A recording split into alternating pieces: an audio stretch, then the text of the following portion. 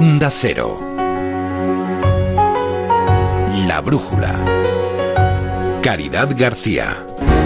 Aquí seguimos a las 10 de la noche, las 9 en Canarias, de este 18 de julio. Para nosotros, para La Brújula, un día de transición, el primero de unos cuantos. 18 de julio, sin novedades, por cierto, en el Valle de los Caídos. Quedan todavía flecos por cerrar con la familia y con el prior de la orden religiosa también, que custodia la basílica. Veremos si no tendrá al final que interceder el mismo Papa para desenterrar a Franco y que Pedro Sánchez pueda llevar a cabo su promesa de sacar al dictador de allí antes de que acabe el verano, que es lo que el presidente dijo.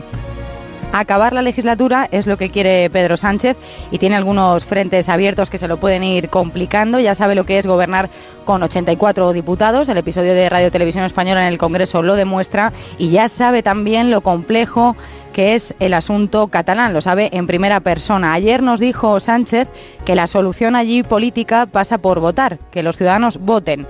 Hoy su ministra de Defensa, Margarita Robles, ha explicado en Más de Uno, en conversación con Carlos Alsina, que la idea es consensuar un nuevo estatut o incluso volver al estatut original, volver al estatut que salió del Parlament de Cataluña en el año 2006 y que 4 años después anuló en parte el Tribunal Constitucional. Tenemos que rechazar el inmovilismo, tenemos que ir a medidas políticas, y lo único que tiene que quedar claro es que dentro del ámbito que no implique una vulneración de la Constitución, ahí se puede hablar, se puede ver todo, y evidentemente se puede trabajar con un estatut, el estatut que salió del Parlament de Cataluña, u otras opciones que, insisto mucho, que en ningún caso vulneren el ordenamiento constitucional.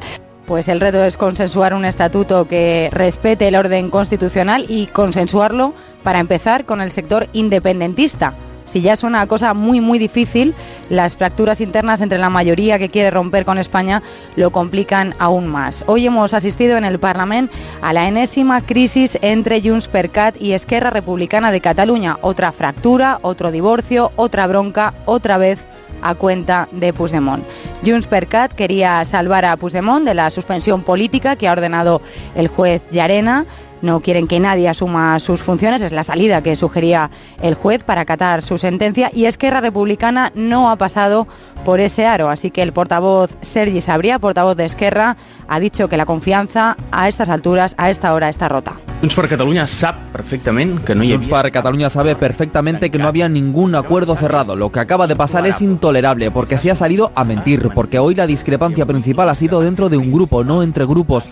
Nosotros no podemos resolver los problemas internos de Junts per Catalunya. No nos pueden intentar confrontar por intereses partidistas o para tapar discrepancias internas, y lo lamentamos profundamente.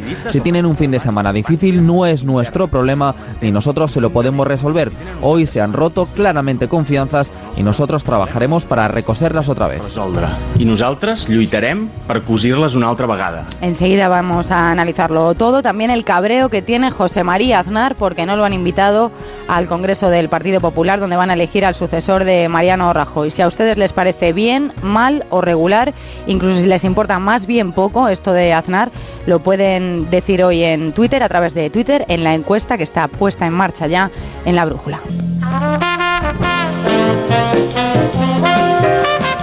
Abrimos tertulia a las 10:05 de la noche, las 9:05 en Canarias, con Carmen Morodo. Carmen, buenas noches. Muy buenas noches. Con Paco Reyero. Paco, buenas noches. ¿Qué tal, Caridad? Muy bien. Me alegro. Con Antonio Casado. Hola, Antonio, ¿cómo estás? ¿Qué hay? Buenas noches, Cari. Y con Ana Martín. Hola, buenas noches. ¿Qué tal, Ana? ¿Cómo estás? Bien. Bueno, nosotros, yo seguro, creo que casi todos somos como Pedro Sánchez, que lo ha venido diciendo estos días, nacido en democracia. Pero por el día que es, yo os tengo que preguntar por Franco. Había quizá alguno que había fantaseado con la posibilidad de que después de que el presidente anunciase que íbamos a exhumar al dictador se hiciese coincidir con este día de hoy, 18 de julio, pero no, sin novedades en el Valle de los Caídos. Ayer anunció Sánchez que todavía quedan algunos flecos por cerrar, parece que hay desavenencias con la familia del dictador, parece que tampoco es muy partidario el prior del Valle. No sé si a vosotros este es un asunto que os preocupe, si tenéis prisa en que el gobierno desentierre a Franco, o todo lo contrario, que es por ejemplo lo que le pasa a Alfonso Guerra. Aquí hay una serie de gente, por cierto, jóvenes, que están todo el día boxeando con el fantasma de Franco. Probablemente el Valle de los Caídos debiera estar modificado, debiera ser un museo de la guerra, sin duda. Y eso es probable que exigiera la modificación de la estructura, de los enterramientos que hay. Pero ya hizo sufrir mucho Franco a España, como para que estemos todo el día alrededor de Franco. Paco Reyero, por ejemplo, por empezar con... Bueno, yo creo que... Contigo, no sé si te inquieta este asunto. Bueno, por empezar por Guerra, directamente, porque Alfonso Guerra tiene una actitud crítica con respecto a Sánchez y ha reivindicado, recientemente lo hizo, los valores de una izquierda que no tenga complejo con respecto a lo que significa España como un Estado moderno, democrático, homologable con respecto a lo que hay en Europa, y aprovecha esta falta de incluso de precisión a la hora de llevar a cabo las decisiones que toma Pedro Sánchez. Yo creo que Pedro Sánchez como gobierno vive en una sucesión de anuncios de lo que va a anunciar. O sea, es como un permanente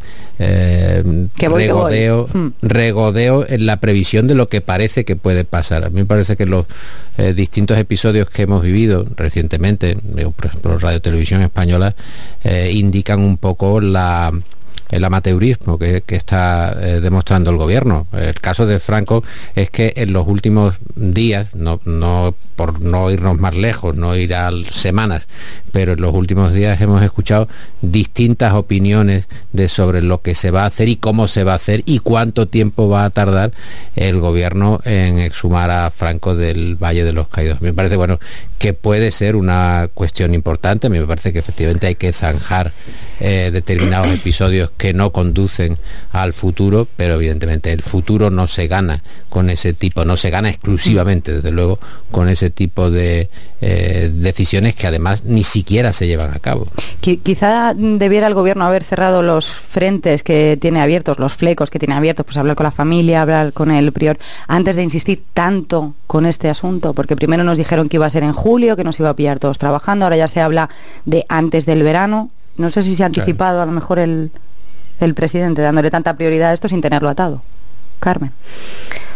Bueno, yo creo que esto forma parte de lo que es la puesta en escena de un gobierno que está haciendo electoralismo desde el gobierno, porque no le salen los números para hacer mucho más, pero que entra dentro de la lógica política porque es un año electoral. A mí no me sorprende cuando el objetivo es empujar desde la izquierda y recuperar espacio, y esta es una de las causas de la izquierda, y con la que además ellos han sido muy reivindicativos en la oposición. Son coherentes, pero la coherencia, claro, también pone en evidencia como pesa poco lo que se dice, porque realmente luego cuando se llega al poder llega a la realpolitik, y la realpolitik es que evidencia que los golpes de efecto y determinadas cuestiones, lo estamos viendo con las amnistías fiscales y demás, bueno, pues el valor de la palabra no cuenta nada. Ahora, tú preguntabas antes, yo creo que puede ser contraproducente, porque además aquí ni la familia ni el prior van a tener ningún ánimo de colaborar. Entonces no vendas la piel del oso antes de cazarlo, porque luego lo que vas a tener por parte de la izquierda, la derecha no va a colaborar, y la izquierda, más a la izquierda, lo que va a hacer es utilizar este elemento para decir solo con nosotros sería posible, aunque sería igual de posible que con el Partido Socialista e igual de posible que ha sido con el PSOE, con Podemos o con el Partido Popular, publicar la lista de los que se acogieron a la amnistía fiscal. Pero tú preguntabas si nos preocupa, a mí no me preocupa, a mí no me corre prisa, pero a mí me parece que es una cuestión que está pendiente, que en democracia, más allá de que yo respeto la transición, me parece que las cosas se hicieron bien en la transición y que hay que seguir pues sintiéndose orgulloso de cómo se hicieron las cosas. Era otro contexto, las cosas han evolucionado, estamos en otro momento y hay cosas que se pueden hacer mejor. Yo no quiero vivir en una democracia en la que todavía existen lugares de peregrinaje para una dictadura. Me da igual que sea de derechas o de izquierdas, porque aquí luego ya cada uno se posiciona. No, porque entiendo que los referentes de una democracia tienen poco que ver con los referentes de una democracia, de una dictadura con los de una democracia, en cuanto a respeto de los derechos, libertades y demás cuestiones. No me han gustado las imágenes que hemos visto recientemente de manifestantes reivindicando el franquismo y reivindicando una dictadura en el Valle de los Caídos. Entonces, dar otro significado al Valle de los Caídos, que no haya símbolos franquistas, que la prioridad, que las exhumaciones que están pendientes de familias que ya son muy mayores, que lo último que les queda es dar una digna sepultura a sus familiares. Sigan todavía a día de hoy, después de gobiernos del PSOE, gobiernos del PP, pendientes o dependiendo de ONGs, de organizaciones privadas o de políticos sectarios, me parece una vergüenza. Entonces, ¿qué es lo prioritario para nuestra democracia? Pues no. ¿Que es una cuestión que la democracia tiene que corregirla? Porque yo creo que ya somos lo suficientemente maduros, aunque haya todavía un sector de la población que se identifica con eso. Eso es su problema. Las reivindicaciones en casa, no hay ningún problema. Pero en el terreno público yo creo que hay que pasar página, igual que lo pediríamos si estuviésemos hablando de una dictadura que hubiese sido comunista o como condenamos otras dictaduras. Ana.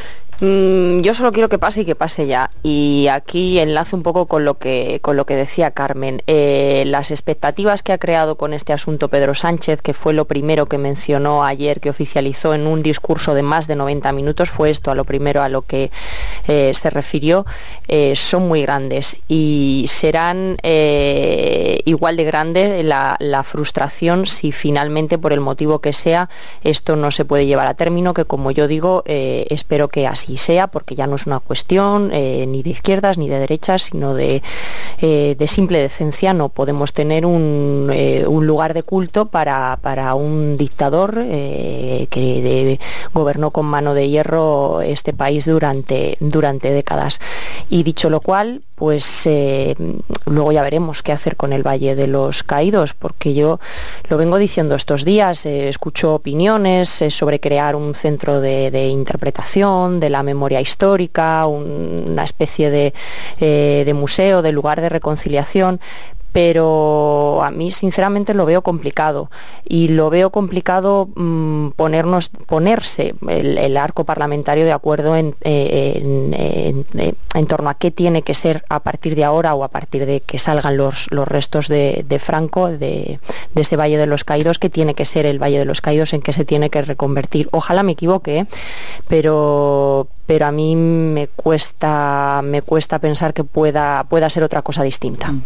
Antonio, ¿vamos a ver la exhumación de Franco antes de que acabe el verano o no? No lo creo, pero desde luego están en ello. Están el otro día en la ejecutiva del Partido Socialista, pues tomó la palabra O'Donnell Orza, que es el que más habló de este asunto, la verdad, y hay más o menos en la respuesta que hizo, y en lo que había dicho ya anteriormente Pedro Sánchez, pues vino a decir que sí, que primero exhumación y segundo que eso se quede como una especie de cementerio, es decir, de cementerio sin más, es decir, quitarle la fuerza simbólica que tiene al monumento. Lo decía antes Carmen de pasada, la clave está efectivamente en que este gobierno necesita reconocerse como un partido de izquierdas y necesita reconocerse como un partido de izquierdas precisamente en este tipo de cosas: el Valle de los Caídos, el trato humanitario a los migrantes, la devaluación académica de la asignatura de religión, el impuesto a la banca, etcétera. Por eso, porque es un partido de izquierda y necesita, puesto que otros asuntos de mayor calado lo tiene más difícil, pues necesita reconocerse, por ejemplo, en el decreto este que van a hacer de incluir a los inmigrantes aunque no estén empadronados, en el principio de sanidad universal y gratuita, por principio, ¿no? Por principio. ¿Por qué? Pues por la misma razón que alguien ayuda en la calle a una abuela, aunque no sea tu abuela. Bueno, pues eso se llama solidaridad, eso está en los genes del PSOE, está en las apetencias ideológicas o políticas de un partido de izquierdas, etcétera. En cuanto al tema concreto del Valle de los Caídos, vamos a ver, mi opinión es que el Valle de los Caídos es el mal recuerdo de una dictadura, efectivamente, de una dictadura cruel, pero no solamente de una dictadura, como decía Ana o Carmen, no me acuerdo, que las hay de derecha, las hay de izquierda. No, es una dictadura que está sentada sobre un golpe de Estado que dio lugar a una guerra civil que produjo no sé cuántos muertos, porque eso no se han puesto nunca de acuerdo si fueron 200.000 o fueron el millón ese de Gironella, me parece que es el que escribió el asunto este. Hombre, prisa, y a mí no me corre ninguna prisa, desde luego no voy a ser un gran objetor de lo que ocurre o de lo que deje de ocurrir, pero sí me parece que es una cuestión de higiene que desaparezca ese ese símbolo, y yo creo que lo van a hacer. Ponerse de acuerdo con el prior o con la familia, pues bueno, son cuestiones técnicas que se acabarán resolviendo. Pero efectivamente son cosas, como decimos, pues para reconocerse como partido de izquierda, ¿no? Esto que está haciendo Pedro Sánchez, porque de verdad los problemas que tiene están muy claros. Son Cataluña y el rey, no le demos más vueltas. Enseguida hablamos Cataluña y el rey. Y claro, resulta que le han hecho presidente justamente dos fuerzas políticas que no creen en Cataluña ni en el rey ni en el orden constitucional, es decir, que le han declarado la guerra. Y estos son de verdad los asuntos en los que tiene que examinarse Pedro Sánchez para dar de verdad hechuras de hombre de Estado. Pero en fin, yo creo que esto para septiembre. Enseguida hablamos de Cataluña y del rey, pero creo que Ana quería rematar. Solo decir en voz alta a nuestros oyentes tres frases que venían hoy en un artículo publicado en la página web de la Fundación Francisco Franco, para que veamos qué tipo de gente está ahí. España se juega su existencia como nación cristiana, dicen. Hace falta un movimiento revolucionario como en el 36 y llamo a un nuevo alzamiento como en ese año. Son tres frases. Eso, Ana? Pues es un artículo publicado hoy a raíz de toda la polémica, a raíz del aniversario del alzamiento militar del 18 de julio y de toda la polémica suscitada por la exhumación de los restos de Franco, y es un artículo publicado en la página web de la Fundación Francisco Franco, cuyas subvenciones públicas, por cierto, están en tela de juicio. Cuya supervivencia ya veremos cuál es. Si me permitís, una pausa breve y hablamos de Cataluña.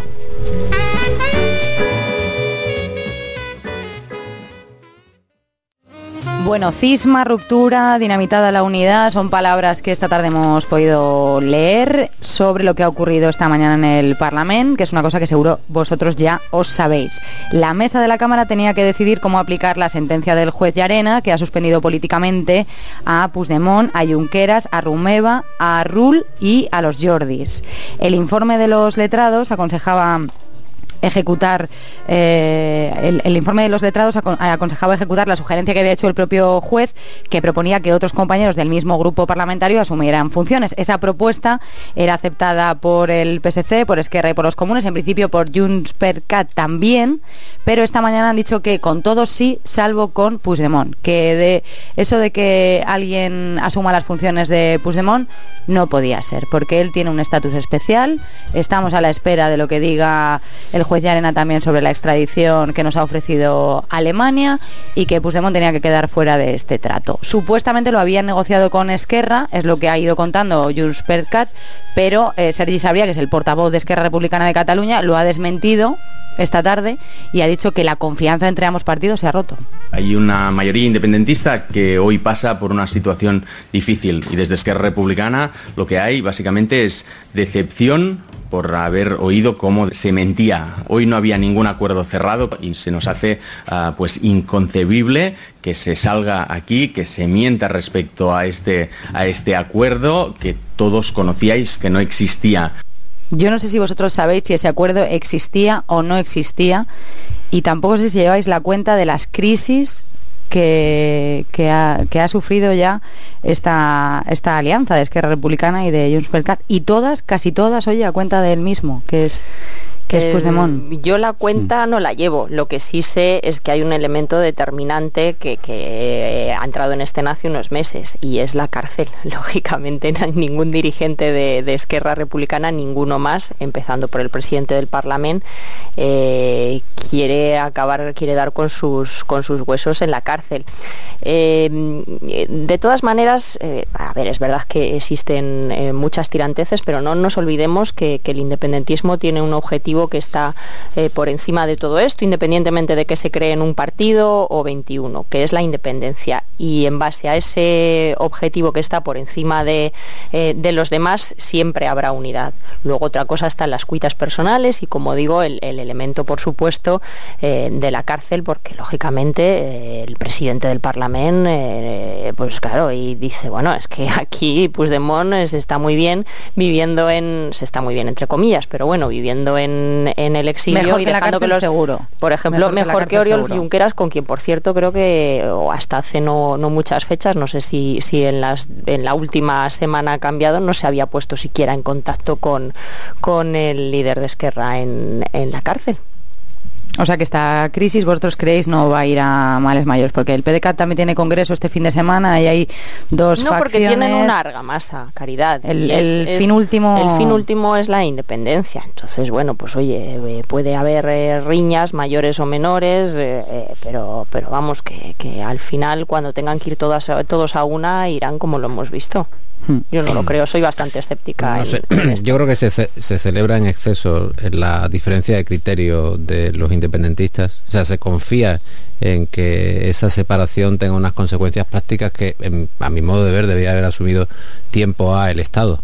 Y bueno, puede ser favorable para los intereses del gobierno y en definitiva para los intereses de España que haya una discrepancia de criterios y se imponga una vía posibilista frente a una vía, bueno, prácticamente de alucinados que andan pidiendo según qué tipo de disparates, ¿no? Y se ha roto esa imagen del martirologio que pueda tener en su persona Puigdemont. Pero en definitiva, lo que se debe reclamar es la actitud del gobierno y cuáles son los planes como un conjunto de fuerzas democráticas para que se restablezca de una manera saludable la convivencia entre catalanes. Yo creo que hay un problema de convivencia en Cataluña y lo que se debe de armonizar es cuáles son los planes que tiene el Estado para que eso lleve a término. Hay una desaparición en muchas partes de Cataluña del propio Estado español.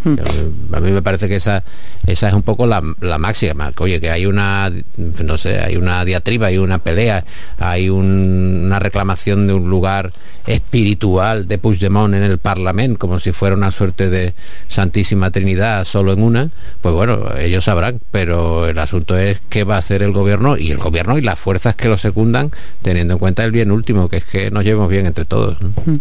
A ver, se pregunta Paco que qué va a hacer y cuáles son los planes que tiene el gobierno. Hay una cosa que sí sabemos, Paco, y es que Pedro Sánchez, el nuevo gobierno, está jugando, por lo menos es una de las claves, ¿no?, de esa estrategia. No digo que todo vaya a salir como tiene pensado, pero una de las claves que tiene es justamente reconducir el conflicto a base de que una parte de lo que llamamos el mundo independentista, una parte de la gente que está en el mundo este del soberanismo catalán, vuelva a la moderación, vuelva al sentido común y encuentren algún tipo de convergencia o de complicidad con fuerzas no independentistas, justamente PSC y Podemos.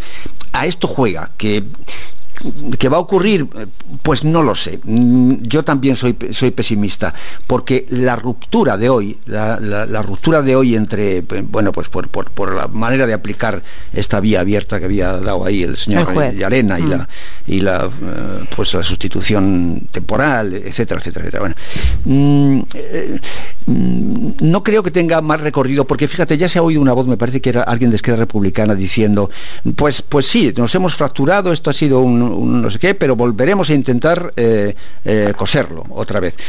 Efectivamente, cuando está diciendo si se ha roto ya lo coseremos, está reconociendo o asumiendo o claveteando la idea de que lo suyo es seguir pidiendo la autodeterminación y seguir pues diciendo que se deben al mandato del 1 de octubre, que os voy a contar todo eso, de manera que a mí me parece que la supuesta o la aparente fractura que se ha podido producir hoy en el Parlamento no va a ir más allá, porque no están muy lejos, como que fue ayer, vamos, en el pleno del Parlamento, del Parlamento español, el pleno del Congreso de los Diputados, donde tanto el portavoz de Esquerra Republicana de Cataluña como el del PDeCAT le dijeron claramente a Sánchez, oiga, le seguiremos apoyando siempre que el apoyo se traduzca en avance hacia el reconocimiento del principio de autodeterminación o algo así. Recordaron que su apoyo al gobierno solo se mantendrá si se avanza hacia la autodeterminación de Cataluña. Bueno, pues yo creo que algunos colegas, que vosotros sabéis más o menos por dónde se andan, interpretaron lo del otro día como una especie de reconocimiento, de vuelta al autonomismo de una parte del independentismo. Yo la verdad es que no sé por dónde ven esas señales. Yo no veo por ninguna parte esa voluntad. Yo lo que sigo viendo es que a los gestos de distensión y la música de violines que viene de Moncloa están respondiendo continuamente con gestos de confrontación, permanentemente. De manera que hoy lo de esta fractura pues es un episodio concreto, pero insisto, ya ha habido una voz diciendo pues ya lo recoseremos. Y si desde luego lo recosen es para volver a las andadas otra vez. Dejadme que, Carmen, si no te importa, que habrá un frente más. Ayer hablabas tú de esa sesión parlamentaria en el Congreso y allí fue donde Pedro Sánchez anunció que la crisis en Cataluña, como se soluciona, es votando. Se refería al Estatut de 2006, que luego el Constitucional 4 años más tarde pues retocó bastante en su esencia. Hoy en Más de Uno con Alsina, la ministra de Defensa, Margarita Robles, daba una pista más de a qué se refería el presidente con que esto se soluciona votando. Tenemos que rechazar el inmovilismo, tenemos que ir a medidas políticas y lo único que tiene que quedar claro es que dentro del ámbito que no implique una vulneración de la Constitución, ahí se puede hablar, se puede ver todo y evidentemente se puede trabajar con un estatut, el estatut que salió del Parlamento de Cataluña u otras opciones que insisto mucho, que en ningún caso vulneren el ordenamiento constitucional. Partiendo de que hubiera un acuerdo que no vulnere el orden constitucional, ¿ahora mismo hay consenso dentro del propio Parlamento de Cataluña para emitir un texto en el que todos estén de acuerdo o una mayoría esté de acuerdo, que pueda ser refrendada por el Congreso y que luego puedan votar los ciudadanos? Es que ¿Ese escenario existe? No, si es que ni siquiera tienen interlocutores, porque los partidos independentistas han dado ya por superada la fase de la reforma del Estatuto. Esto es una declaración política para escenificar que este gobierno es distinto del gobierno de Rajoy, que para ganar tiempo. Pero no tienes interlocutores con los que empezar a andar y no tienes apoyos ni consensos para sacar adelante. Es que estamos en otro momento. Cuando ellos hablan de la posibilidad de recomponer el Estatuto de Cataluña, que fue revisado por el Tribunal Constitucional, las cuestiones revisadas por el Tribunal Constitucional no servirían en estos momentos para que Torra, Puigdemont, ni tampoco Esquerra ni el PDeCAT se movieran un milímetro de donde están. Y además, a mí me parece que se les olvida, pero bueno, porque son conscientes de que esto no va a llegar a ningún sitio, que cualquier proceso de reforma del Estatuto de Cataluña, aunque se plantee como una solución, el Partido Socialista se está jugando su futuro fuera de Cataluña. Ahora mismo esto ya no, esto de para unos sí, para otros no, en la medida en que nuestro Estado autonómico se ha convertido en un Estado autonómico donde todas las comunidades autónomas compiten, siendo o no siendo nacionalidades históricas, por tener los mismos derechos y llegar tan lejos como los demás. Lo vimos cuando se puso en marcha la reforma del Estatuto de Cataluña, todas entraron en el mismo juego. El café para todos está consolidado. Ningún varón territorial va a aceptar, ninguno, pero porque se juega electoralmente lo suyo y porque va a hacer causa de ellos, sean del PSOE o sean del PP o sean de donde sean. Van a aceptar que se entre de nuevo en un juego de una reforma estatutaria en Cataluña, que a ver qué se les puede dar más, que no afecte también a sus comunidades autónomas. Y luego yo, muy rápido, del debate que teníais antes, yo sin embargo discrepo de mis compañeros. Es verdad, coincido con vosotros en que no se han movido, en que están en las mismas demandas, reivindicaciones, en la política, la confrontación y los gestos. Pero yo sí doy mucha importancia al enfrentamiento que existe en estos momentos dentro del independentismo, porque no es anecdótico, es sobre lo sustancial. Están enfrentados, viene de atrás, no se hablan, no hay relación, porque claro, han acumulado, incluso es el orgullo de Esquerra de decir: nosotros hemos cargado con toda la movida del 1 de octubre, estamos en la cárcel, hemos hecho campaña con nuestros líderes en prisión, estos han ido vestido de rositas y encima se apuntan los tantos. Es ya en lo personal, pero luego en lo político el punto de confrontación afecta a Puigdemont y afecta a la desobediencia.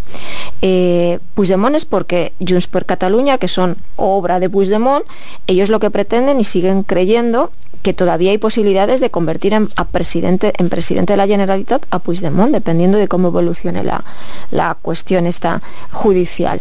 Sea o no sea así, no pueden dejar caer a su rey, al rey de la nueva república, porque ¿qué hacemos con Waterloo y qué hacemos con toda la teoría que se ha construido sobre la república en el exilio y la república que está en marcha? Y demás, ellos fueron a las elecciones con ese programa.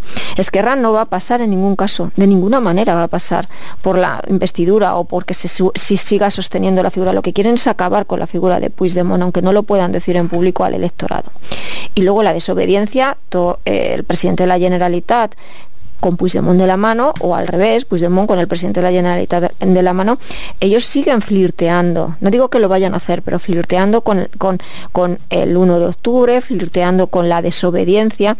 Desde Esquerra y desde el PDeCAT no hay un solo dirigente que te afirme a día de hoy que ellos quieran estar en esa línea. Entonces, la confrontación con un presidente del Parlamento que es de Esquerra y que ha dejado ya bien claro, y eso es lo que le reprochan desde Junts per Catalunya, que siempre haya estado al límite, pero que cuando ha llegado al límite los plenos han sido suspendidos, han sido desconvocados, bueno, augura momentos de muchísima tensión. Y al final, cuando estás en el poder, que es lo que ocurría antes con el independentismo, estas discrepancias existían, pero el poder, como ocurre con todos los demás partidos, une. Pero cuando estás en el poder, pero tienes una situación con un procedimiento judicial como este, una mayoría que es la mayoría que es, y bueno, a mí me parece que vamos a esperar a ver cómo evoluciona. No digo que vayan a renunciar a la independencia, una independencia que todos saben que no es posible, pero que complica mucho y que desgasta mucho al independentismo esta situación. Quizá tenga consecuencias políticas. Ayer, no sé si estabais escuchando, pero Toni Bolaño auguraba, decía que no debíamos descartar de aquí a fin de año otra vez elecciones en Cataluña. Qué pesadilla. Sí.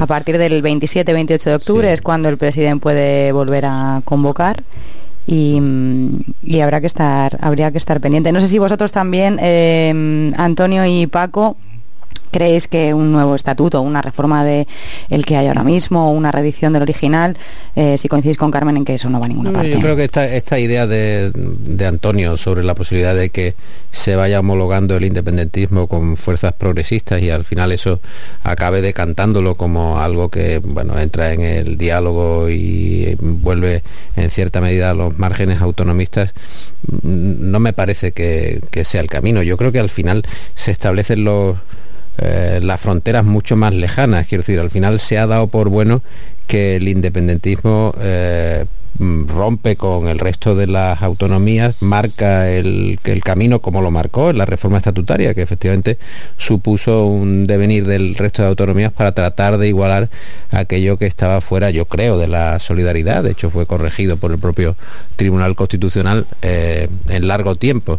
Y yo insisto, la idea es que si al final se acaban imponiendo esas tesis, las tesis de que el Estado desaparezca y al final tengan una autonomía, bueno, cercana a la independencia, me parece que no se habrá corregido nada. Realmente lo que se habrá establecido una situación de facto de que al final próximamente lo que pasará es que haya una independencia mucho más contundente. Yo creo que, como se ha visto en los tiempos recientes, en estos momentos se ha destapado un movimiento que reivindica la pertenencia y la convivencia de Cataluña en España, pero ese movimiento no está, a mi modo de ver, lo suficientemente acunado ni acompañado por parte del Estado. Me parece que hay una dejación de funciones más que notable por parte del Estado y no hay, insisto, no hay ningún plan para decir cuál es el proceso de recuperación, integración y convivencia con Cataluña y el resto de España.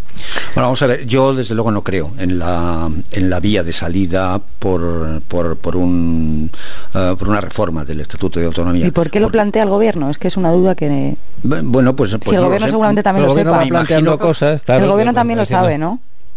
Claro, yo creo que sí. A mí me parece que en estos momentos el autonomismo no tiene ninguna posibilidad entre las fuerzas que llamamos soberanistas. En estos momentos no. La única solución que hay es que en las urnas dejen de ser mayoría, nada más. Es la única solución. Mientras sigan siendo mayoría en el Parlamento, que ya no lo son evidentemente en la sociedad, entre los votantes populares, pues volveremos a las mismas. Es decir, ellos insistirán no solamente en la fe en la independencia, como decía antes Carmen, como una especie de objetivo, porque, bueno, objetivo también tiene también Alberto Garzón quiere una sociedad sin clases. ¿Cómo va a renunciar a una sociedad sin clases? Bueno, pues no renuncia, ni falta que hace. Bueno, pues tampoco los independentistas tienen por qué renunciar a su idea de la independencia. No. El problema es que a lo que no renuncian es a la materialización de unos instrumentos jurídicos que ya están en marcha. Todos los razonamientos que hacen es a partir del desarrollo de esos instrumentos jurídicos, es decir, avance hacia la República Independiente de Cataluña, en función del mandato recibido en el referéndum y luego en las elecciones, y de ahí no los sacas de momento. Lo otro, lo que se ha producido ahora es lo contaba antes Carmen, pues enfrentamientos personales con posibilidad, teniendo una visión muy optimista, con posibilidad de que lo personal acabe derivando en lo político. Ojalá, yo personalmente creo que no, pero bueno, claro, ¿cómo se va a resolver esto? Pues de momento no hay solución. De momento la única solución que hay, insisto, es que en unas eventuales elecciones nuevas autonómicas, de repente pues el bloque independentista deje de tener mayoría en el Parlamento. La única solución de momento. Pero es que además pongámonos que el Parlamento de Cataluña se pusiera a redactar un nuevo estatut, teniendo en cuenta que el fin último del independentismo es la independencia y que para ello lo que van a buscar es un referéndum pactado. Y entiendo yo que en ese estatut lo primero que harían sería poner por escrito su derecho a la autodeterminación o el derecho a decidir. Pongamos que ese texto después tiene que ir al Congreso.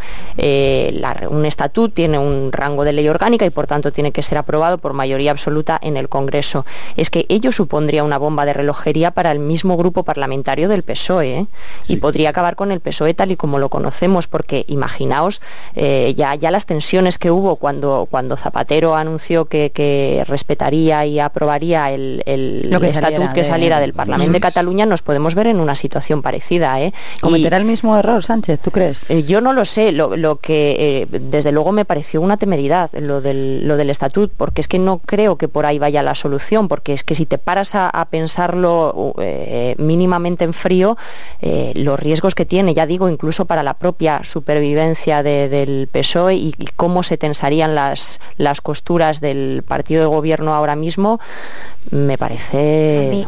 Ana, yo creo que de todas maneras tenemos que dar el valor justo a todas estas declaraciones, no tomarlas ahí te doy la razón, como un fin en sí mismo, sino como declaraciones políticas, como de campaña electoral. Sí. No hay tiempo, si es que no hay tiempo, nos metemos en un año donde ya hay... Ya, pero que la gente sepa qué supondría, porque es que al final son tantos brindis ¿qué estabilidad al sol? Existe en el Parlamento de Cataluña? Entonces, ya llega un momento que nos obligan a razonar sobre pronunciamientos donde todo el mundo sabemos que política ficción, que es como si estuviésemos en campaña, como cuando te van presentando el programa electoral. Pues bueno, pues Dios dirá si es que existe, ¿no? Ya veremos.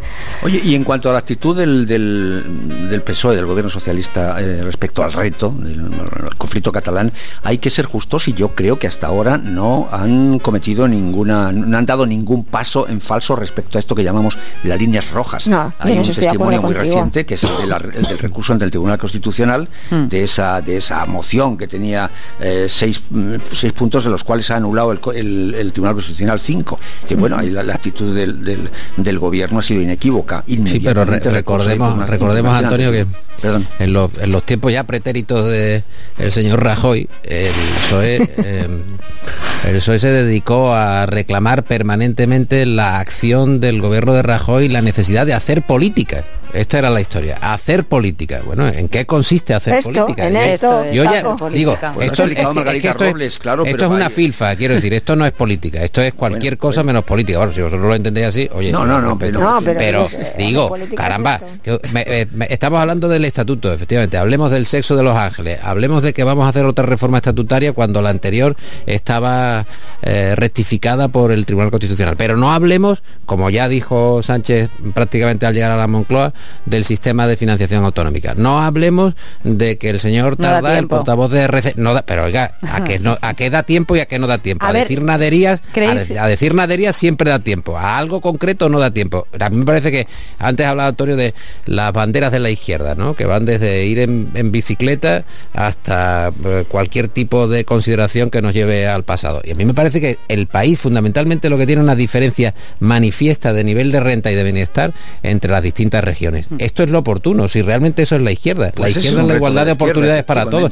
Esta es la clave. Todo lo demás me están contando, bueno, películas, son las 10:42, pues hasta vosotros. Es tardísimo. Vosotros digáis, claro, podemos hablar 10 minutos más, si queréis. Oye, hablando de tiempo, solo una pregunta rápida, que hoy se acababa el plazo que tenía el gobierno, en su decreto mismo, lo puso el propio gobierno para elegir a los consejeros de Radio Televisión Española. Hoy acababa ese plazo y ahora lo que toca es, como no ha habido consenso, pues nombrar un administrador único. Genial, sí.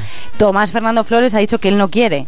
Que no le interesa. A vosotros os han llamado, también tampoco lo aceptaba como administrador. Tampoco le ha hecho muchos cariños. No. Y entonces ha dicho, bueno, pues para que voy a estar donde no se me quiere, ¿no? A vosotros nos han llamado para esta tarea, ¿no? Yo he sido un gran seguidor de... Yo he sido un gran seguidor de Tomás Fernando Flores de tiempo inmemorial, cuando estaba con José María Rey en Radio 3 y hacía magníficos programas de selección musical y en fin. Pero yo no sé en estos líos que se mete la gente, la verdad. Y ahora, bueno, lo del Congreso de hace un par de días fue verdaderamente de Aurora Boreal. Me decía incluso decían algunos de Televisión Española que están un poco pendientes del puesto y tal, que tuve la oportunidad de hablar con ellos las últimas horas, decían, yo creo que lo han hecho aposta, o sea, porque es que esto no se entiende. Sospecha, ¿no? El error humano. ¿Cómo es posible votar por algo que no se sabe, ¿no? Que directamente pones Tomás Fernando Flores en la papeleta y que hay una representante de RC que se ha ido a Cuba en ese momento, no sé, todo es como de disparate. Demasiadas casualidades. A mí me decía ayer una persona muy próxima a Pedro Sánchez, lo que pasa es que, bueno, es una voz más bien autocrítica, por lo menos en este asunto.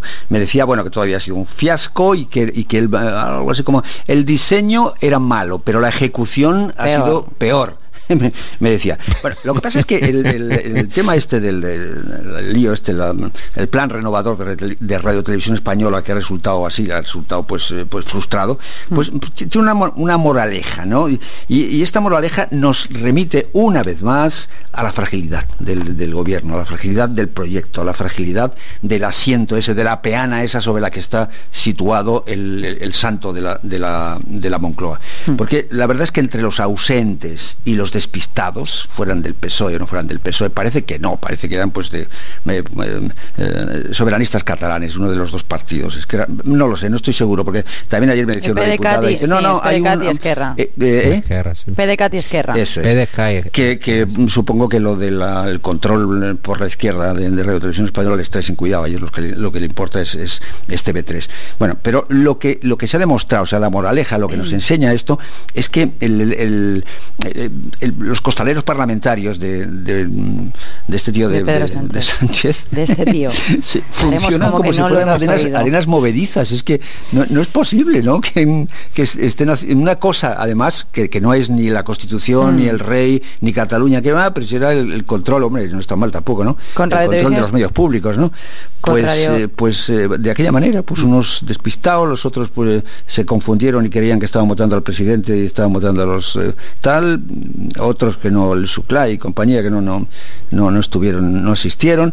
Pues bueno, pues este es el basamento que tiene parlamentario este gobierno. Podemos no se lo ha puesto fácil a Pedro Sánchez en este tema de Radio Televisión Española, y menos fácil se lo va a poner aún a cuenta de, ya lo sabéis, el caso Corina y las grabaciones del comisario Villarejo. Para intentar aplacar un poco las presiones, el gobierno ya ha dicho que va a ir el director del CNI a la Comisión de Secretos Oficiales. De de comisión de investigación no quiere ni oír hablar. Esta mañana estaba en Más de Uno, como ya os he dicho antes, la ministra de Defensa, Margarita Robles, que es quien lleva estas cosas de los espías, porque es de ella de quien depende el CNI, y Alsina le preguntaba si, a cuenta de todas estas grabaciones y lo que ha contado la amiga del rey, si está en riesgo la solidez del sistema. Ella decía que no. El Estado de Derecho nunca y en ningún caso puede ser sometido a un chantaje. Por tanto, si hay alguien, cualquier persona, en este ámbito o en otro, que quiere chantajear al Estado de Derecho, tiene que saber que nunca el chantaje es admisible. Hay que ser muy claro y muy tajante y que no haya ninguna duda. Cualquier persona, se llame como se llame, está sometida al imperio de la ley. Y por tanto, cualquier persona, se llame como se llame, si hay una vulneración de la ley, pues tendrá que asumir sus consecuencias. Pero la vulneración de la ley no la pueden decir en el Congreso, porque tiene una finalidad legislativa, ni los medios de comunicación, ni usted ni yo. La tiene que decir un juez en un procedimiento judicial y con garantías. Cualquier persona está sometida al imperio de la ley. No sé quién es cualquier persona. Hombre, está diciendo claramente que la institución está por encima de las personas, incluso la monarquía. Incluida una persona que pertenezca a la familia real. Uh-huh. Este es el reto es pistonudo, el reto que tiene con el asunto el gobierno. ¿Por qué? Pues porque como Pedro Sánchez, el gobierno socialista, no acierte a combinar firmeza con tiento en la desactivación de este chantaje, efectivamente, del comisario Villarejo, quien se puede resentir, la que puede resultar tocada es la imagen de la monarquía, hasta el punto de que podría tambalearse la institución si de verdad no hacen las cosas bien. Y claro, aquí volvemos otra vez al problema de antes. Si no hacen las cosas bien y resulta afectada la imagen de la monarquía, a los socios parlamentarios de Sánchez no les importará absolutamente nada, empezando por Podemos, que habla del centralismo monárquico y que no cree demasiado en lo del rey. Él cree que el rey tendría que ser elegido también. Podemos cree que tendría que ser un presidente elegido de la República. Bueno, pues en estos momentos Podemos... Ya lo dijo Pablo Iglesias, que animaría a Felipe VI a que se presentara a las... Sí, bueno, y Echenique claramente ha hecho un llamamiento a la calle, a la presión popular, para que se impida que el gobierno socialista mire hacia otro lado y se haga el desentendido con el asunto de las malas prácticas o de las supuestas malas prácticas de don Juan Carlos de Borbón, del llamado rey emérito, las que aparecen en la huella sonora de la tal Corina, ¿no? Que están recogidas pues precisamente por un habitante de las cloacas, por un señor que vive de esto, que es un profesional del chantaje. Tiene razón Margarita Robles, y bueno, pues vive en las cloacas y es aliado de esos esforzados periodistas de investigación. La ironía no se entiende. La radio regular. Forzadísimos, sufridísimos, lo que sufren por encontrar. Pero hay un... Yo creo que hay un ¿Perdón? No, el problema no es el mensajero. No, ya, hombre, ya. Lo he dicho de pasada. Lo he dicho más pensando en el señor Villarejo, en cómo se comporta este señor con ese fondo de armario que tiene de dosieres y de tal para canalizar animales disecados. Pero esa investigación que habría que ponerlo entre comillas. Pero vamos, no apunta a nadie ni quiero descalificar a ningún compañero, que quede claro.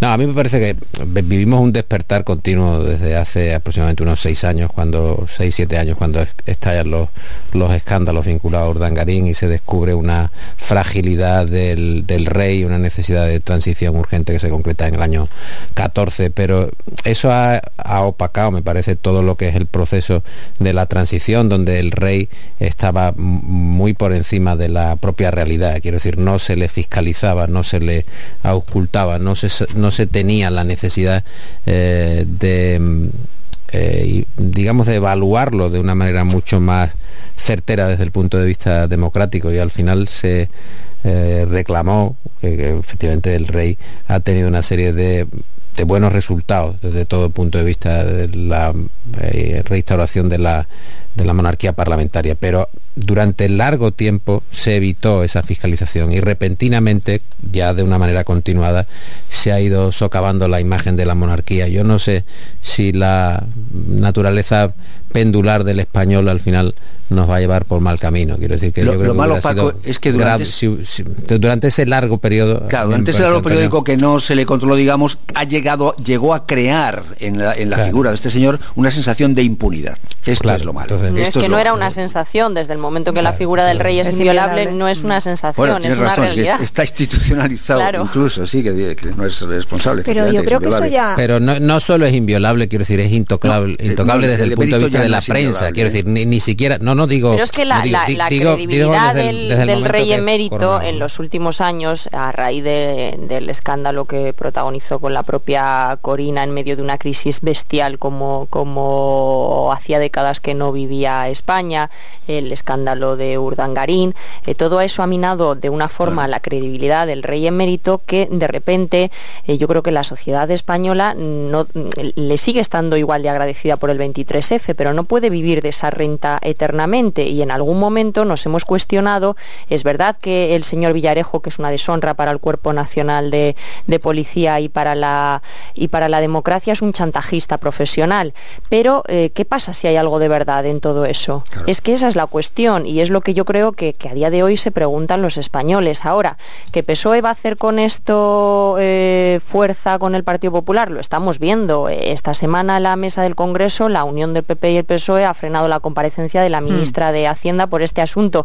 Y decías tú, Caridad, que va a comparecer el director del CNI, pero ¿qué pasa? Que esa comparecencia se produce en la Comisión de Gastos Reservados o Secretos Oficiales. Sí. No vamos a saber poco, directamente no vamos a saber nada, porque de esa comisión no puede salir nada. Hay un silencio sepulcral en torno a ella, con lo cual ya no se puede utilizar electoralmente. Eso a Unidos Podemos no le vale. Claro, no le quiere publicidad. Carmen, y cambiamos de tema. Carmen. A mí me parece que debemos pasar por alto los hechos, supuestamente, los hechos gravísimos. Todos estamos de acuerdo en que claro que se tienen que investigar. A mí me parece que la desconfianza que tenemos todos sobre la posibilidad de que eso se aclare de alguna manera, a lo mejor también es compartida. Pero me parece que hay que mirarlo todo, no solo ese foco, que son varios los focos. Aquí hay una operación política que aprovecha esta situación por parte de Podemos para intentar servirse de estos hechos que deben ser investigados para desestabilizar a la jefatura del Estado. Correcto. Eso es lo que está en el Congreso de los Diputados ahora mismo. Sí.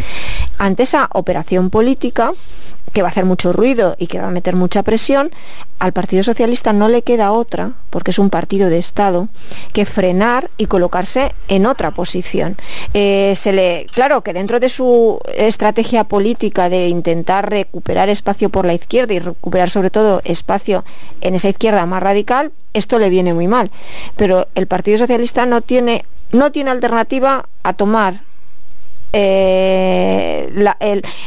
tomar la posición que ha tomado en estos momentos.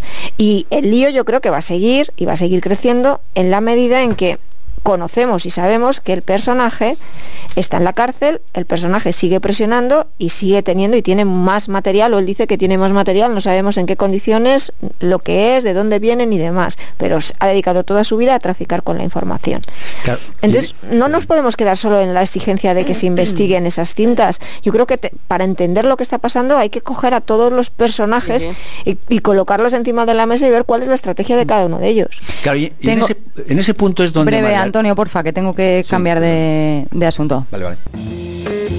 Venga, los últimos minutos antes de ver qué han dicho los oyentes y de repasar la prensa de mañana con Marta García Ayer, os pregunto por el asunto PP. Estamos a 3 días de ese congreso. Soraya Casado. Hoy preguntamos en la encuesta de La Brújula, ahora nos lo cuenta Victoria Verdier, ¿qué le parece a la audiencia que no hayan invitado a Aznar a este congreso? Él, que ha sido, como muy bien se ha encargado hoy de recordar, 18 años presidente del partido, 8 años presidente del gobierno, 20 años diputado y no lo invitan. Y 10 años diciendo que no tiene nada que ver con el PP ya. Y el otro día diciendo con Alsina que ni siquiera sabía si estaba al corriente de pago. O sea, no... Claro. Y lo que no dice tampoco es que hace año y medio renunció a la presidencia de honor del partido, por lo que ello suponía.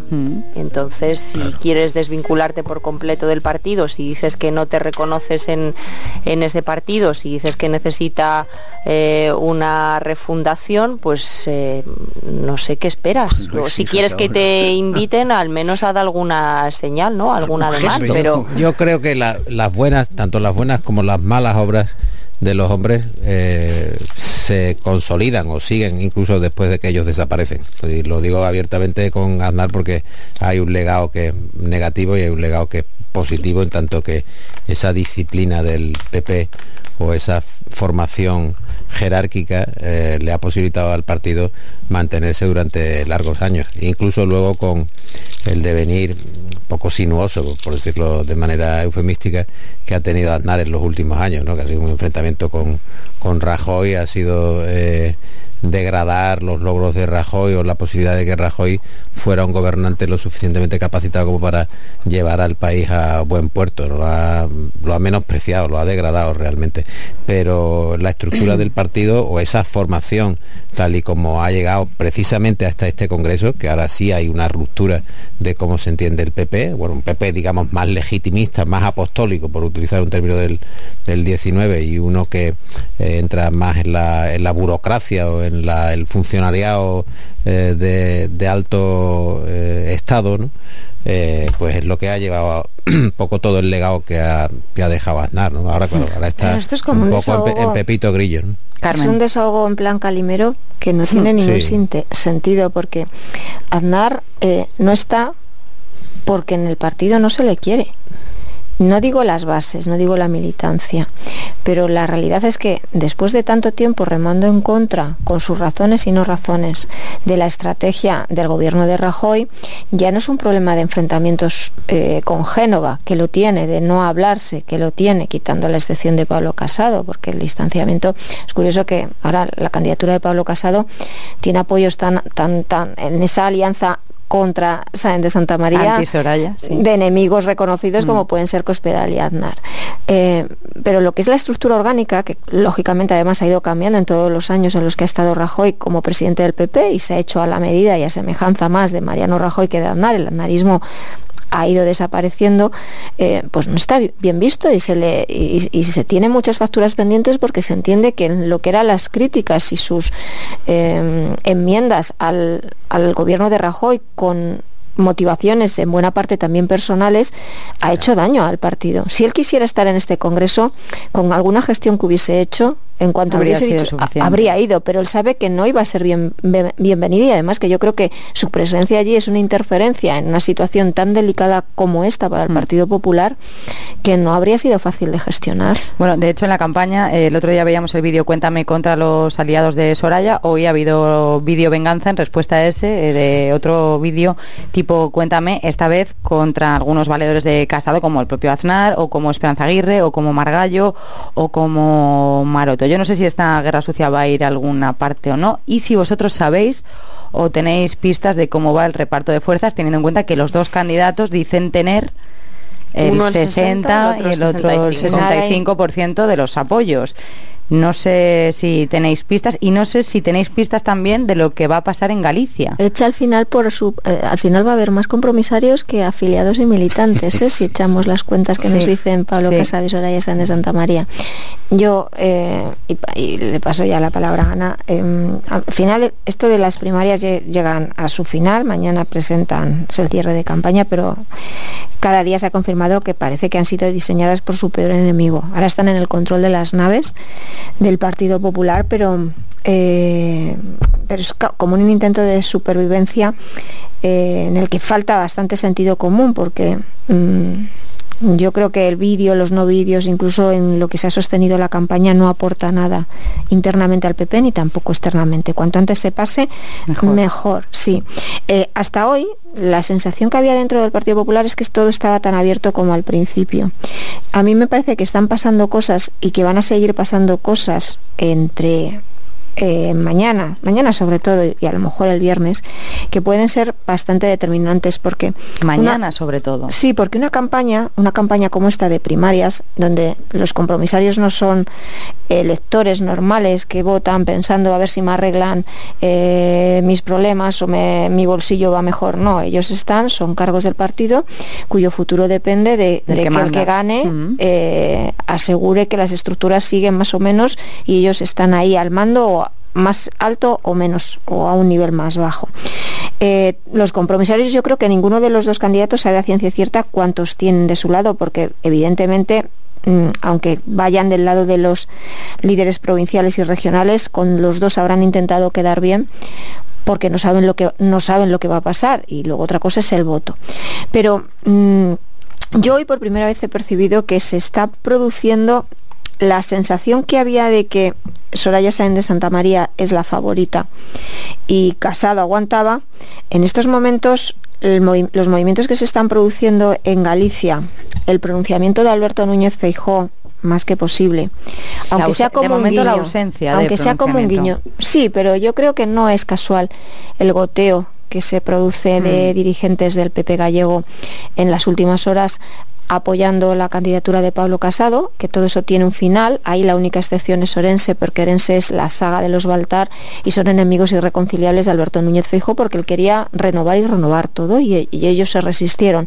Es el único sitio donde ganó la candidatura de Soraya Sáenz de Santamaría. Pero esos pronunciamientos están abriendo o poniendo el camino para que en su momento, con esa justificación de que es la posición mayoritaria del partido, Alberto Núñez Feijóo pueda hacer algún gesto en favor de Pablo Casado. Eso aumenta la impresión interna de a ver si se está dando la vuelta, y realmente aquí la candidatura que se va a imponer en el Congreso es la de Pablo Casado, y condiciona mucho el voto de los compromisarios, sobre todo de aquellos que puedan estar, no sé si hay indecisos, no sé si se puede utilizar esa palabra de indecisos, bueno, dudosos. Pero el clima al menos está cambiando. Luego esto hasta que el sábado por la mañana de manera muy rápida, a primera hora, voten y decidan qué y conozcamos los resultados, todo sigue estando abierto, pero al menos las sensaciones, yo sí que creo que hay cierto cambio. Ana. Al hilo de lo que decías, Carmen, esta mañana alguien de la candidatura de Pablo Casado me decía, mira, la primera regla para ganar es parecer ganador. Exacto. Y en esas está Pablo Casado, porque como tú dices, hay cientos de compromisarios que a esta hora aún no tienen su voto decidido, que han intentado quedar bien con uno y con otro, no le han dicho que no a ninguno, y que pueden decantar la balanza por una o por otro. Yo sí creo que el viento empieza a soplar muy a favor de Pablo Casado por lo que dices. Me ha parecido sintomático la salida en estas últimas 48 horas de presidentes regionales que en principio habían anunciado que se mantendrían neutrales, como puede ser el de La Rioja, el de Murcia, y sobre todo hoy el pronunciamiento de destacados dirigentes del PP gallego, empezando por el presidente provincial de La Coruña, porque no olvidemos que Galicia es la tercera comunidad en número de compromisarios, por detrás de Andalucía y la Comunidad Valenciana, y va a tener mucho que decir y que decidir en este Congreso, y yo creo que Galicia y está mayoritariamente con Pablo Casado, a excepción de Orense, como también lo está Madrid, y bueno, pues por el lado contrario tendremos seguramente a Andalucía, aunque Pablo Casado dice por otra parte que ya ha conseguido la mitad de los compromisarios de Andalucía, pero bueno, a mí esas cuentas no me cuadran. Andalucía y Comunidad Valenciana, digamos que serán los dos fortines, pero yo sí creo que está viendo en estas horas, y como dice Carmen, todavía quedan 2 días y creo que va a seguir habiendo movimientos en ese sentido. Paco y Antonio en 2 minutos, uno para cada uno. Pues adelante, Antonio, aprovecha tu 50. Antonio, sí, venga, vamos a compensarte por lo de antes. No, a mí me parece que va a ganar Soraya. Yo creo que no se le está dando importancia al sentimiento colectivo que hay en estos momentos en el Partido Popular respecto al acoso al que está sometido Soraya, porque no ha sido una campaña la de Pablo Casado tanto en defensa de Pablo Casado como de ataque a Soraya. Y lo que digo del sentimiento colectivo es que un ataque a Soraya es un ataque a Rajoy, y una defensa de Aznar es un ataque a Rajoy, porque se sabe de las puñaladas que ha estado dando durante este tiempo, se sabe en el partido, quiero decir, lo mal que lo ha pasado Rajoy, y todas estas cosas, esta salida de tono ahora de Aznar, el palo Casado cuando se identifica con Aznar, todo eso son palos a Rajoy, que en estos momentos está interpretando que se está haciendo en el Partido Popular contra Soraya lo mismo que hicieron otras fuerzas parlamentarias con él en el Congreso, es decir, una coalición negativa, una coalición a la contra. Así fue como le echaron a él del Congreso. Y él está diciendo en estos días... Ha sido muy generoso, Paco, y se está comiendo tu tiempo. Yo ya veo, pero en fin, entiendo que el señor me lo reconocerá ya en las alturas. Perdón, tengo que hacer una pausa. Luego, sí. Si quieres, digo. Venga, luego claro que quiero. Victoria Verdier, buenas noches, ¿cómo estás? Hola, Caridad, ¿qué tal? Bien, esperando los comentarios de los oyentes. Ya decía yo antes que hemos preguntado a la audiencia que qué le parece que dejen a Aznar fuera. No sé qué le parece a la audiencia esto. Claro, como tú tienes invitación seguro, pues... Sí, yo desde el primer día estoy apuntada. Pues le hemos preguntado a la audiencia y el juego anda más bien entre él se lo ha buscado con un 39% de votos y quizá no pagó la cuota con un 34%. Al 17% le parece muy feo y al 11% prefiere no meterse en eso. Hay comentarios para todos los gustos. Vamos a empezar por los de WhatsApp. Buenas noches. Yo creo que a Aznar tenía que haberle invitado porque fue presidente del Partido Popular 14 años y algo tendrá que decir. Lo ha dicho a lo mejor en contra de los de ahora, de Rajoy, de Cospedal, de Sáenz de Santa María y la demás metralla que nos han metido en el Partido Popular, y por eso ya no les votamos casi ninguno. Pero a Aznar sí que le vamos a votar, si viene. La verdad es que hace mucho que Aznar ha desaparecido del PP e incluso está en contra del propio partido, así que hasta cierto punto me parece normal que no le hayan invitado. Bueno, pues Miquel Trujillo dice también que no hace falta que esté porque está bastante representado. Está sin estar, sí. Está sin estar. Isa dice que Aznar perdió el rumbo hace mucho, que mejor está callado porque cada vez que habla sube el pan. Y Miguel Domínguez se pregunta quién va a encabezar la conga. ¿Será que luego el Congreso pues termina con fiesta o ¿sí? va con segunda? Sí.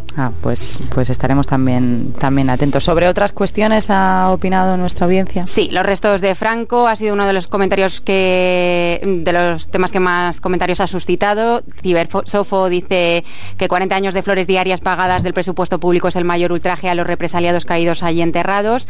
Y para JCP hay asuntos mejores que la exhumación de un dictador, por ejemplo, la reforma de las pensiones, el eterno problema catalán o la mejora educativa. Y para terminar, por ejemplo, Cataluña, los oyentes se quedan con la oferta de Sánchez, dice Eugenio. Sí, que con su oferta de diálogo está toreando a los indepes, también a nosotros. Un día se les acabará la paciencia y dirán que hasta aquí hemos llegado. Y Prudencio dice, sí, hombre, sí, claro que hay solución, pero solo un pacto de Estado entre los partidos constitucionalistas. Gracias, Victoria Verdier. A ti. Hasta mañana. Hasta mañana. Marta García Ayer, ¿qué tal? Buenas noches. Buenas noches, Caridad García. Qué momentazo de saludarte yo a ti y tú a mí. Es como una perspectiva diferente. Te veo completamente diferente. Sí, te veo muy bien desde yo a ti también, en esa silla. Bueno, nos ha aportado un tema que me encanta. ¿Cuál es? Vamos a escucharlo primero. Tal vez esta sintonía tenéis que reconocerla. Os inquiete, os angustie. Si os angustia es que seguro visteis en su día o tal vez después la cabina de Antonio Mercero. Y Madrid va a instalar una cabina roja en honor al director, al único director español que tiene un Emmy. Es una iniciativa que fue una iniciativa popular, partió de una campaña de change.org, y está bien decir que a veces estas iniciativas populares sirven para algo, no para linchamientos ni peticiones que son imposibles de llevar a cabo. Más de 4.700 firmantes suscribían este homenaje a Mercero y a la cabina, que también está desapareciendo de las calles no solo de Madrid, sino de toda España. Y veremos cómo se levanta.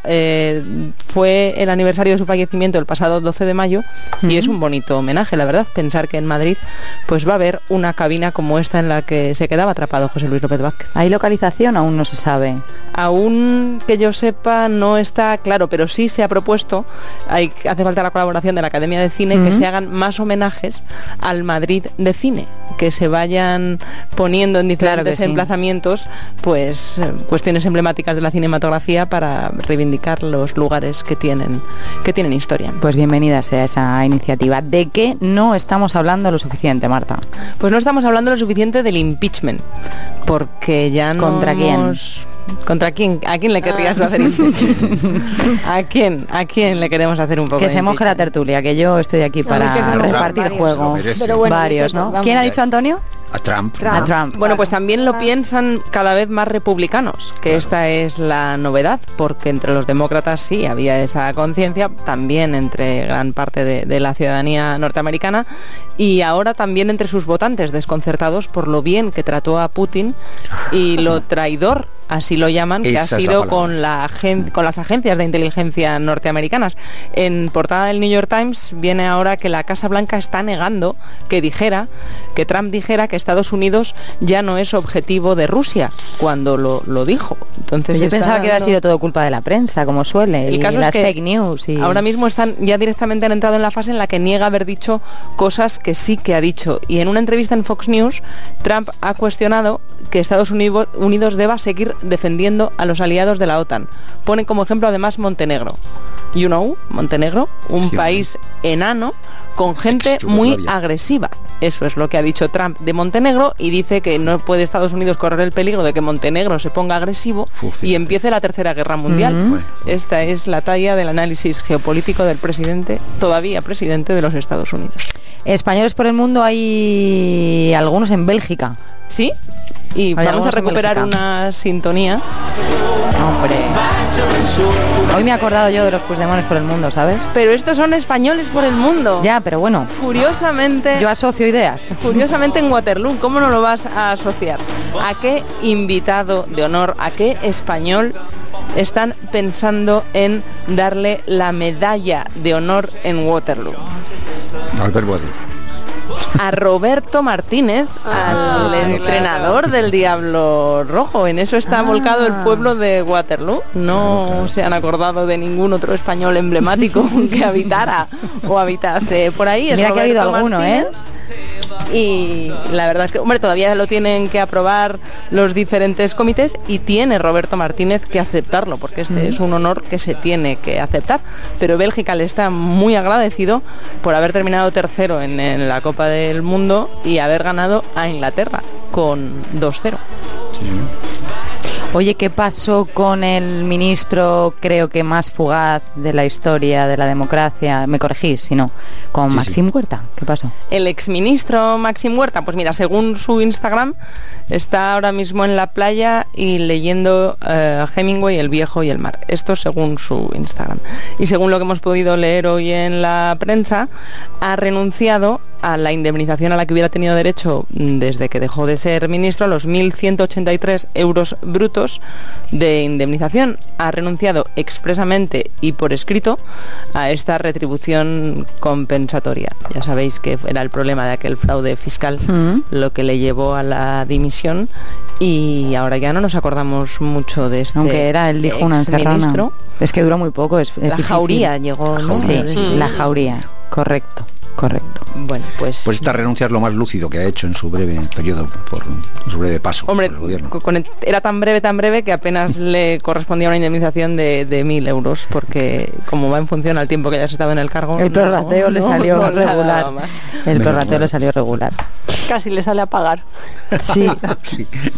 Bueno, Marta García ayer, te lo dije, Marta García ayer. Te lo dije, Caridad García. ¿Qué? Cuéntame. La demanda contra Fariña no tenía ningún sentido. No, ¿verdad? Que no lo hemos hablado aquí. Sí. Pues efectivamente la jueza da la razón al autor, a Nacho Carretero, y a la editorial Libros del Cao, y ha condenado al pago de las costas, que no deben de ser pocas por el problema económico que le ha supuesto a la editorial el secuestro de este libro, a José Alfredo Bea Góndar, al exalcalde de Ogrove, a quien ya podemos llamar, sin temor a equivocarnos, narcotraficante o ex narcotraficante, que era como le llamaba Nacho Carretero, porque había sentencias, sentencias que así lo habían declarado, aunque hubieran sido sobreseídas algunas. El caso es que ahora mismo el libro vuelve a ser libre y Bea Góndar tiene que pagar las costas de los daños ocasionados tanto al autor como a la editorial. Bueno, estaba casi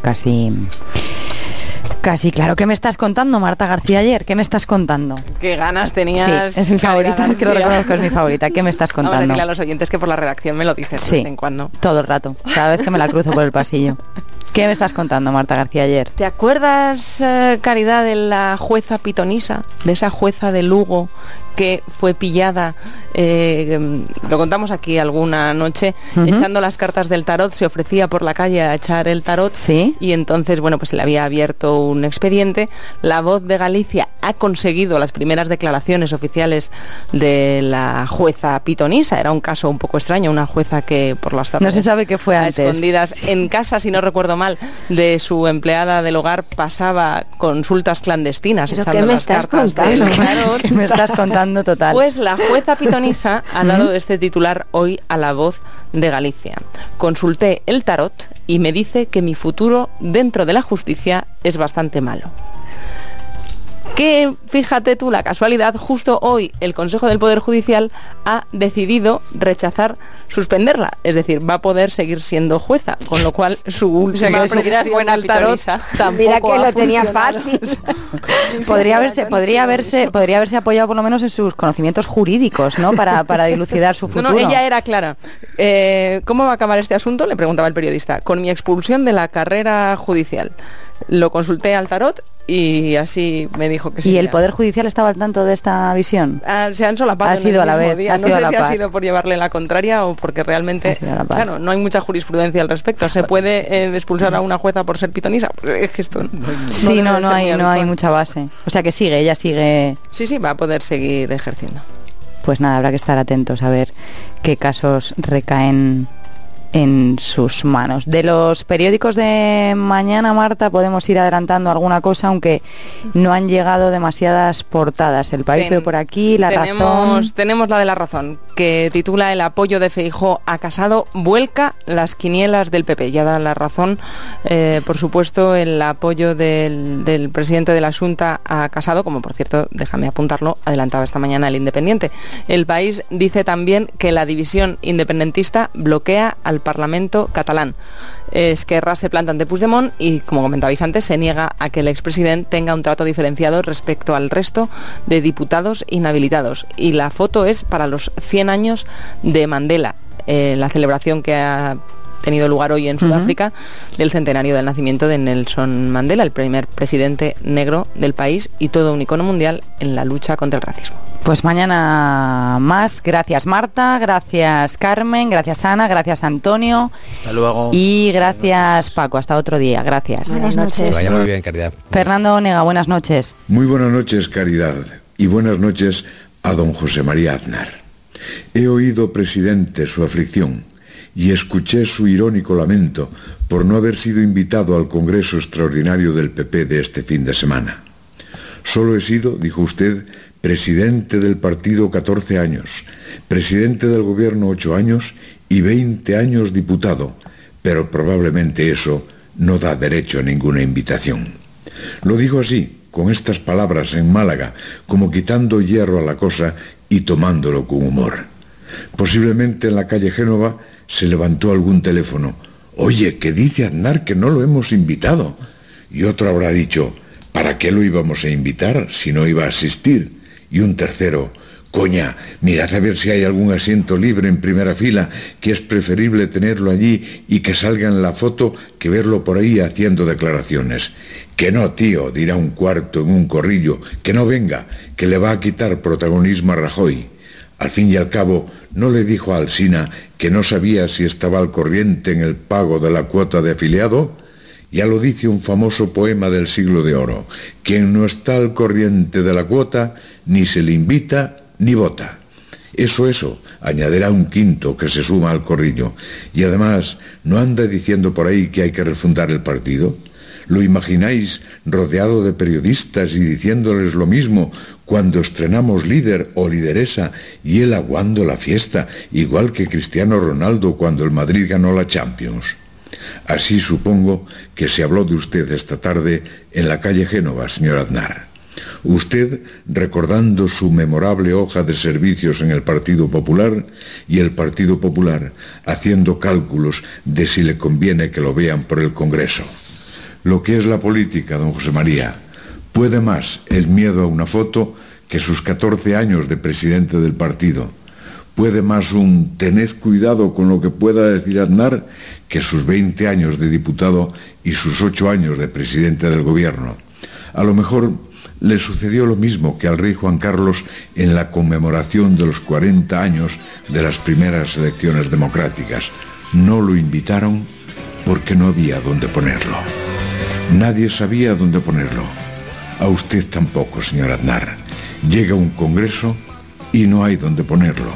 Ocurre mucho con los regalos de Navidad. Hemos llegado al final de la brújula de este 18 de julio. Ahora se quedan con el Transistor, con Aitor Gómez. Buenas noches, muchas gracias.